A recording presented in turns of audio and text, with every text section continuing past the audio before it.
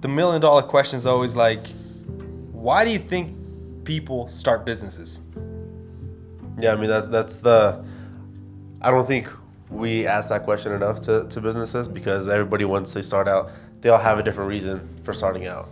But I'm just curious, like, for example, like our dad, he started it for one reason, which can be completely different from the next person. Like, starting a business for each and every person has a different value or different meaning to them. So it's like, how they started or why they started is going to be different. And I think people who start a business need to ask themselves that question again, to go back to the roots of why they started, and keep them from like just staying stagnant.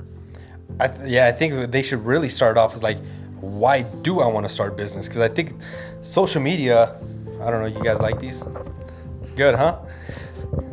Doing some new upgrades to the studio. But I think they need to ask themselves, like, why do I want to go into business? Because they see the entrepreneur, lifestyle, and they're like, fuck yeah, I want that. But it's like, when you really start doing it, they're like, yeah, I want financial freedom. I want to be free and all this. Breaking news: you're not going to be free. You're actually going to become a slave to your business, because the business must go on. The show must go on, regardless of how you feel. You feel like shit. You feel tired. You want to go hang out with your kids. You want to go party with the boys. Cool. The business fucking gots to go. Someone still got to show up. Like right now, you guys probably hear it. I'm not feeling the greatest. I'm a little sick. COVID. But I still got a wedding to shoot. Like, you can't just call in sick. No, like, there's people counting on you to show up no matter what. And I think it's been like a big social media thing that we've always talked about. It's like, you see this thing on social media, like people with the nice cars, with the nice houses, big houses, showing off and stuff. And they think, the people watching those videos, those pictures, think that is what an entrepreneur does, or how an entrepreneur lives. And that's the lifestyle that they want. But they don't realize, like, first of all, those cars, that house is rented. It's an Airbnb. They fucking booked for the fucking weekend, maybe. But what it actually takes is fucking something completely different. It's like, you work long days, you work fucking weekends, you work holidays, you fucking work all the time, and you're putting on all this fucking work. But nobody wants to show that, because that's not... Nobody wants to show their failures. It's not going to show... it's not going to get you the likes. Yeah, it's not going to get the clicks. And a lot of them are the Lambos. Some of them, they might be really small percentage, the people that actually own them. But it was that great overnight success, overnight success in 10 years or whatever. The ones that are real.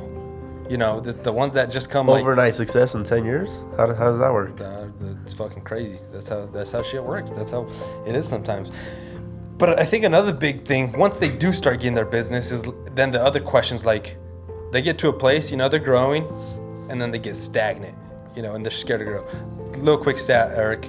So for all you business owners that are like, dude, my business is fine. I've been making the same I did last year, or for the last 5 years, dude. Like, say a number. I've been at $100,000 like the last couple years.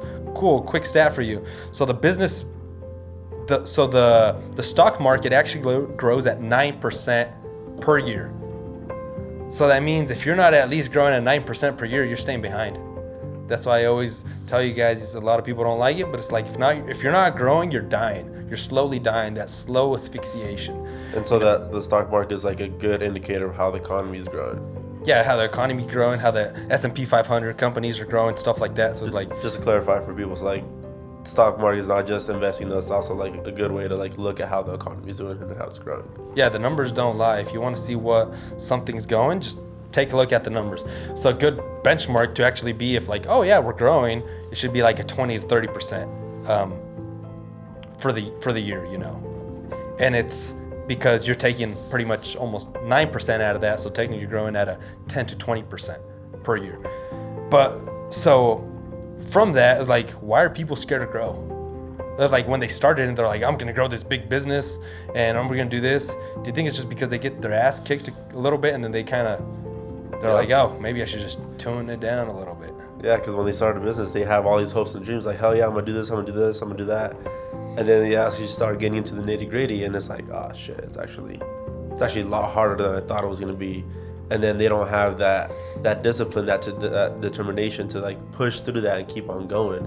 So you just hit a wall and they're like, oh shit. Like, full disclosure, all you guys that are listening to, you guys are probably, these guys are just talking shit. All the stuff that we actually talk about on our podcast, the videos that you see of us or whatever, we're actually going through the grind. We're going through the struggle. It's like we're not just making it up, you know.